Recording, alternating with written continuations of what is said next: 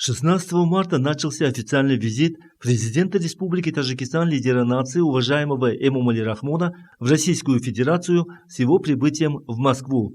Церемония официальной встречи высокого гостя президента Республики Таджикистан состоялась в аэропорту Внуково-2 города Москвы. Главу нашего государства, уважаемого Эмомали Рахмона, тепло и искренне встретил заместитель председателя правительства Российской Федерации Марат Хуснуллин и другие высокопоставленные представители Российской Федерации. Целью достойной встречи площадь аэропорта была украшена государственными флагами двух стран.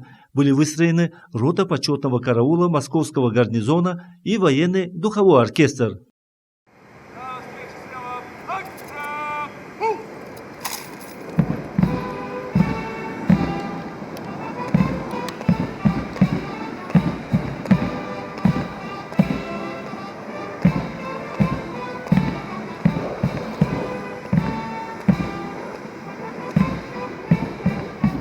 Почетный караул от войск Московского территориального гарнизона в честь вашего прибытия в столицу Российской Федерации, города-героя Москву, построен начальник почетного караула капитан Звонков.